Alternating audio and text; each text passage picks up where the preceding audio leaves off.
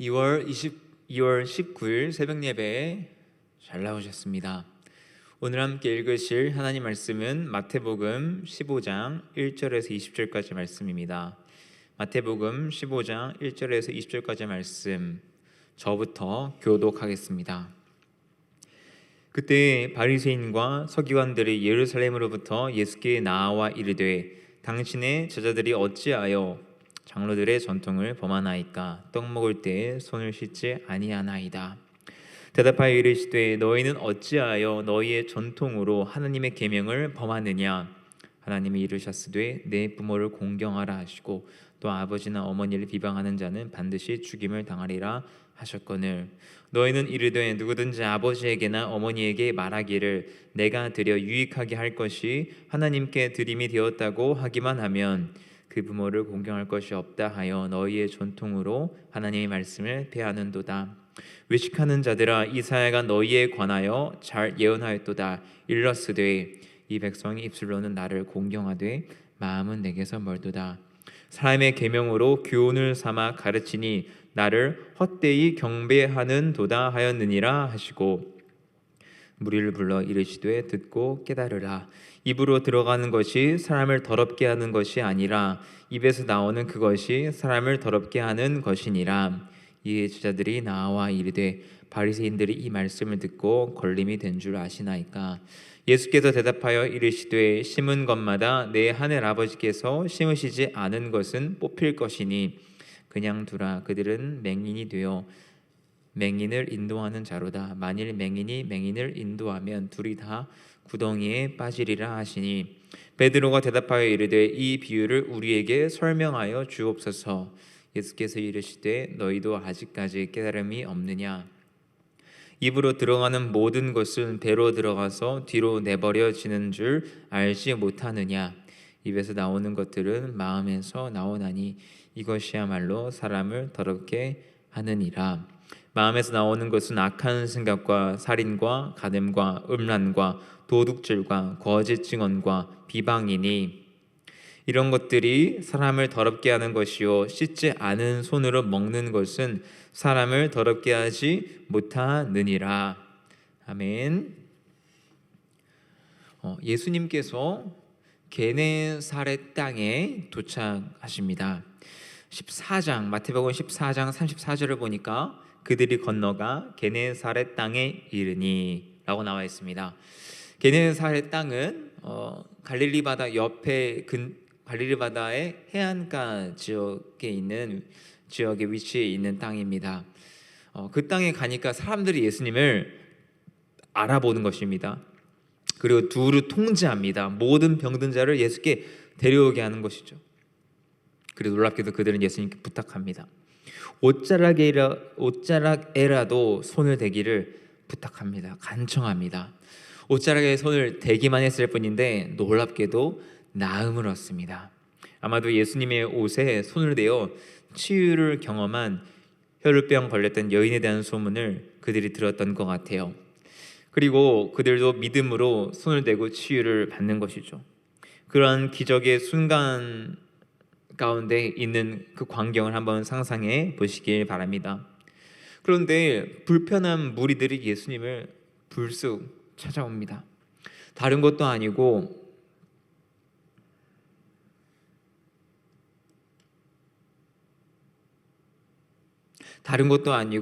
예수님이 계시는 그 겟네사렛 지역까지 예루살렘에서 150km에 다다르는 그 험준한 지형을 넘어서 예수님을 만나러 온 것입니다.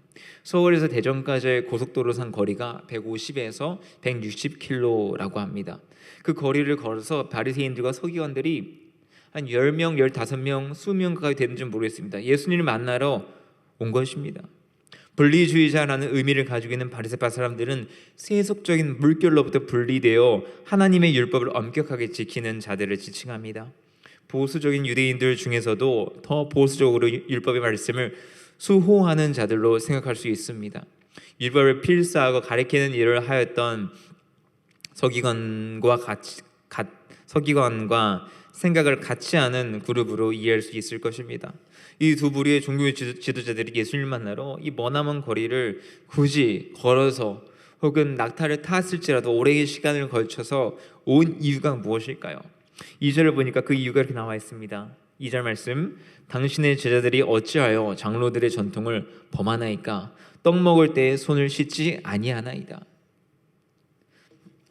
왜 당신들의 제자들이 12 그 제자들이 장로들의 전통을 지키지 않느냐는 겁니다.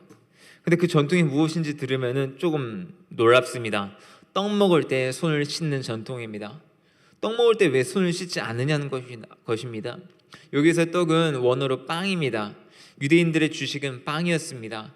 우리식으로 말하면 왜 밥 먹을 때 손을 씻지 않고 밥을 먹느냐는 것입니다.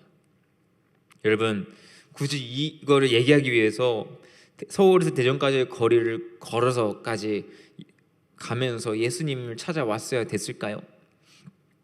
여기에서의 장로들은 율법에 능통한 자나 랍비 등의 종교 지도자들을 가리킬 때 흔히 사용되는 단어라고 합니다. 쉽게 말해 랍비들의 전통을 왜 지키지 않았느냐는 것이죠. 이 전통은 단순히 밥 먹을 때 손을 씻을까 말까 그런 것을 가리킨 것이 아닙니다. 이 전통을 알기 위해서는 우리가 유대인들의 역사를 알아야 되는데, 유대인들은 하나님이 주신 기록된 율법 모세 오경 외에도 말로 주신 율법, 다시 말해 구전 율법이 있다고 믿었습니다. 구전 율법이라 하면 성경에 명시된 율법과는 달리 그 율법을 세세하고 복잡한 현실에 적용하기 위한 상세한 규범을 가리킵니다. 이러한 구전 율법을 정리하여 성문화한 것이 미시나입니다. 미시나는 예수님이 승천하시고 100년이 지난 시점에 만들어진 것으로 생각이 됩니다. 알려져 있습니다. 미시나에는 실제로 몇 쪽에 걸쳐 올바른 씻기 규정이 담겨져 있습니다. 이 규정은 그들이 실제로 하나님이 모세에게 주었다고 생각한 구전 율법과 더불어서 그들이 실제로 율법을 제대로 지키기 위하여 추가한 세부적인 규칙들을 가리킬 것입니다. 그들이 이 추가한 내용들을 가리켜서 이들은 장로들의 유전, 전통이라 한 것이라 생각이 됩니다. 그들에게 있어서 장로들의 전통은 하나님의 말씀과도 같은 것입니다. 그렇다면은 어떤 하나님이 기록된 말씀, 율법을 가지고 이러한 전통을, 장로들의 전통을이라고 알려진 이 전통을 만들었을까요? 출애굽기 30장 17절에서 20절까지 제사장들을 위한 정결 의식 본문을 가지고 만든 것입니다. 여호와께서 모세에게 말씀하여 이르시되 너는 물두멍을 노수로 만들고 그 받침도 노수로 만들어 씻게 하되 그것을 회막과 제단 사이에 두고 그 속에 물을 담으라. 아론과 그의 아들들이 그 두멍에서 수족을 씻되 손과 발을 씻는다는 것이죠. 그들이 회막에 들어갈 때 물로 씻어 죽기를 면할 것이요 제단에 가까이 가서 그 직분을 행하여 여호와 앞에 화제를 살을 때에도 그리할지니라. 이와 같이 그들이 그 수족을 씻어 죽기를 면할지니 이는 그와 그의 자손이 대대로 영원히 지킬 규례니라. 제사장들을 정결하게 하는 그 의식을 그들은 확대 해석하여서 모든 사람에게 적용한 것입니다. 그래서 상시에 빵을 먹기 전에 손을 씻음으로써 회당에서 예배드리기 전 경건한 상태를 유지하려는 취지에서 그들은 이 세부적인 규칙들을 만든 것으로 생각이 됩니다. 그 정신은 나쁘지 않습니다. 예배드리기 전에 삶에서 예배를 준비하자는 건데 무엇이 나쁘겠습니까? 올바른 동기에서 출발을 하는 것임에 분명합니다. 하지만 예수님 눈에는 그들의 모순점을 발견하였습니다. 그것은 바로 그들이 사람들이 만든 전통을 하나님의 계명보다 우선시하고 있다는 것입니다. 배보다 배꼽이 큰 일이 눈앞에서 펼쳐지고 있다라는 것이죠. 예수님이 그들의 모순점을 발견하기 위하여서 예를 드십니다. 그 예가 4절 말씀에 나와 있습니다. 하나님이 이르셨으되 내 부모를 공경하라 하시고 또 아버지나 어머니를 비방하는 자는 반드시 죽임을 당하리라 하셨거늘. 주님께서 율법 말씀을 통하여서 부모를 공경하라는 말씀을 주셨습니다. 출애굽기 20장 12절 말씀과 21장 17절 말씀을 마태복음 15장 4절에서는 언급하고 있습니다. 즉 부모 공경하라는 것이 율법 가운데 있다라는 것이에요. 당연히 이걸 지켜야 되겠죠. 그런데 장로들의 전통을 악용하여서 이것을 지키지 않은 일이 일어나고 있다라는 것이죠. 너희는 이르되 누구든지 아버지에게나 어머니에게 말하기를 내가 드려 유익하게 할 것이 하나님께 드림이 되었다고 하기만 하면 그 부모를 공경할 것이 없다 하여 너희의 전통으로 하나님의 말씀을 폐하는도다. 랍비의 전통에는 제산에 하나님께 드림이 되었다라는 뜻의 고르반이라는 꼬리표를 붙이는 것을 허용했습니다. 그런데 그 꼬리표를 붙임으로써 부모님께 드려서 유익하게 될 그 재산이 부모님께 쓰이지 않게 되는 것입니다. 하나님께 드렸기 때문에 고르반이라는 꼬리표를 붙임으로써 이제는 그것은 하나님의 제물이라는 것이죠. 그것 자체로는 문제가 없고 오히려 은혜로워 보이기까지 합니다. 그런데 문제는 이거를 악용하였다는 것입니다. 부모님께 드릴 재산을 드리기 싫은 악한 의도로, 악한 동기로 그것을 하나님께 드려서 고르반이라는 꼬리표를 담으로써 법적으로 건들 수 없는 상황을 만든 것입니다. 그리고 이제 부모님을 봉양하지 않는 그 때가 오면은 그것을 도로 어느 정도 금액을 줌으로써 고르반을 제거하여서 자신의 재산으로 돌리는 그 악한 외식적인 행동을 이 종교 지도자들이, 이 율법을 안다고 한 유대인들이 하고 있다라는 것입니다. 그들이 이 전통을 악용하여서 실제로는 부모님을 공경하는 하나님의 율법의 말씀을 순종하지 않는 일에 사용하고 있다라는 그 모순점을 예수님은 말씀하고 계시는 겁니다. 외식하는 자, 무슨 의미일까요? 외식하는 자는 원어로 가면을 쓰고 연기하는 자를 가리킵니다. 가면을 쓰고 연기를 합니다. 가면은 웃는 얼굴, 슬픈 얼굴, 다양한 얼굴을 가지고 있습니다. 가면의 종류에 따라 다르겠죠. 그런데 가면을 쓰고 있지만 막상 그 실제 속 안에 있는 표정은 가면과 다를 수 있다라는 것입니다. 즉 사람들이 겉으로는 의로움의 가면을 쓰고 있지만 막상 그 마음의 중심에는 하나님을 경외하는 모습이 전혀 없고 오히려 악한 동기를 가지고 행동하는 것이 하나님 앞에 드러나 있는다라는 것입니다. 예수님은 그 속마음을 간파하시고 외식하는 자라라고 말씀하셨습니다. 가면을 쓰고 연기하고 있다라고 말하고 있는 것입니다. 사랑하는 성도 여러분, 차라리 나쁜 사람, 요즘 말로 빌런 괜찮습니다. 근데 문제는 겉으로는 의로운 척하면서 속은 썩어 문들어가는 것을 감추고 회칠한 무덤처럼 신앙생활을 하고 있는 것이 문제라는 것이죠. 주님께서 차거나 뜨겁거나 한 곳을 정하라고 말씀하셨습니다. 그렇지 않으면 내가 토하여내겠다고 말씀하셨습니다. 그 미지근한 신앙을 말이죠. 사랑하는 성도 여러분, 주님은 지금도 우리에게 영적 그 신앙의 가면을 벗고 솔직하게 주님께 나아가라고 합니다. 예수님께서는 우리 안에 죄가 있는 것을 다 아십니다. 우리 안에 연약함이 있는 것을 아십니다. 주님이 용납하지 않는 것은 우리 안에 더러움이 있으면서 그것을 숨기고 겉으로는 깨끗한 척, 의로운 척 행동하는 것입니다. 주님은 그것을 참지 못하는 분이셨습니다. 이들을 향해서 이사야 선지자는 예언하였습니다. 이 백성의 입술로는 나를 공경하되 마음은 내게서 멀도다. 입술로는 휘황찬란한 표현을 씁니다. 찬양을 합니다. 곡조 있는 그 기도라고 하는 찬양을 정말 잘 부릅니다. 사람들이 은혜 받았다고 합니다. 그런데 마음은 주님에게서 멀다라는 것입니다. 바로 외식하고 있는 자가 바로 이러한 모습인 것이죠. 사람의 계명으로 교훈을 삼아 가르치는 나를 헛되이 경배한도다.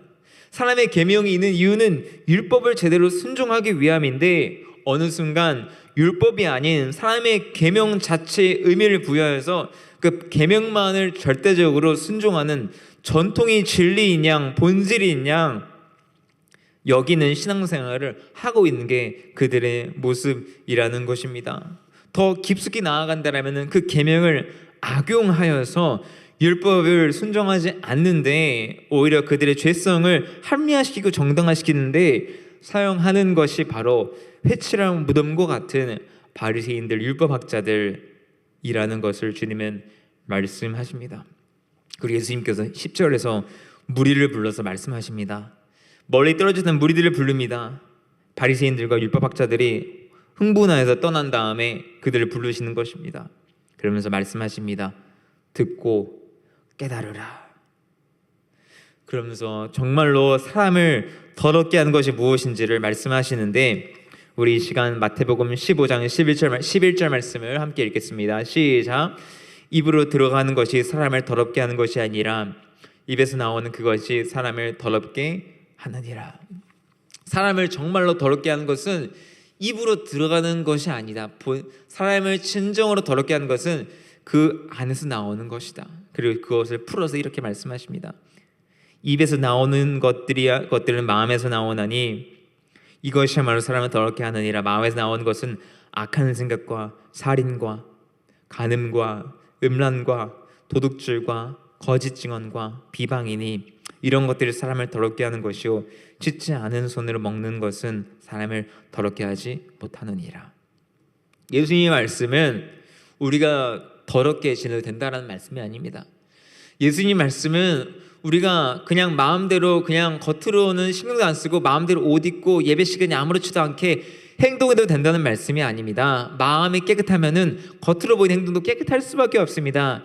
예수님이 말씀하시는 것은 너희가 정말로 마음이 제대로 깨끗한 마음으로 내 앞에 온전히 서 있다라면은 거기에서 자연스럽게 겉으로 보이는 것이 깨끗하게 행동하고 깨끗하게 밥을 먹고 이렇게 이루어지는 것은 오히려 문제가 없다라는 것인데 그 반대 안은 썩어 문드러져 가는데 겉으로 보이는 것에만 신경 쓰는 것, 본질이 아니라 전통에만 신경 쓰는 것은 내가 토해낸다라는 말씀을 주님은 하고 계시는 겁니다. 사랑하는 성도 여러분, 이제 말씀을 맺겠습니다. 바리새인들과 서기관들과 이런 이들은 본질이 아니라 전통에 생명을 걸고 그게 진리인 양 함정에 빠져 있었습니다. 예수님은 그들을 향해서 말씀하십니다. 그들은 맹인이 되어 맹인을 인도하는 자로다. 만일 맹인이 맹인을 인도하면 둘이 다 구덩이에 빠지리라 하시니 그들은 본질을 알아보지 못한 채 겉으로 보이는 것이 진리인 양 맹인을 인도하는 맹인이었던 것입니다. 종교 지도자들, 율법학자, 성경학자라고 하지만 그들은 맹인이었다고 합니다. 사랑하는 성도 여러분, 아무리 성경을 많이 읽는 것도 너무 중요합니다. 기도하는 것도 중요합니다. 그들이 기도 안 했을까요? 바리새인들이 기도 안 했을까요? 율법을 통달하지 않았을까요? 근데 무서운 사실은 예수님이 없는 성경 읽기는, 예수님이 없는 성경 암송은 결국 그들을 맹인처럼 만들어 볼 수 있다는 것입니다. 그들의 죄성을 오히려 정당화시키는 데 사용될 수 있다라는 것입니다. 사랑하는 성도 여러분, 성령님 안에서 날마다 우리의 이 굳은 심령을 새롭게 하여 주시고 날마다 우리의 영적 눈을 띄게 하여 주셔서 예수님의 그 본질이 무엇인지를 깨닫고 그 주님만을 따라가는 은혜를 날마다 충만히 누리는 옥인교회 성도 되시기를 예수님의 이름으로 축복합니다. 첫 번째로 우리 함께 기도하실 때에는 우리 화면을 보시고 같이 기도하기를 소망합니다. 하나님의 말씀에 참된 정신을 깨닫는 성도 되게 하소서. 말씀 자체를 읽는 것도 너무 중요합니다. 그러나 그 말씀에 참된 그 의미, 교훈을 날마다 깨달아서 마음이 날마다 새롭게 되는 은혜를 우리에게 물붓듯이 부어 주시옵소서. 두 번째로 겉으로 보이는 것에 신경을 쓰는 우리의 죄성을 불쌍히 여겨달라고 기도하겠습니다. 겉으로 보이는 것이 진리가 아닙니다. 속에 있는 것이 진리입니다. 속에 있는 것에 먼저 신경을 쓰는 은혜를 우리에게 날마다 허락하달라고 기도하겠습니다. 마지막으로는 우리 마음을 날마다 돌아보게 하여달라고 기도하겠습니다. 남들을 정죄하기 전에 우리 마음을 돌아보고 우리가 어떤 의식과 전통을 행하기 전에 우리 마음이 먼저 주님 앞에 온전히 서 있는지 돌아보는 성도 될 수 있게 해달라고 성령님의 은혜를 간구하오며 함께 이 시간 주여 외치며 기도합니다. 주여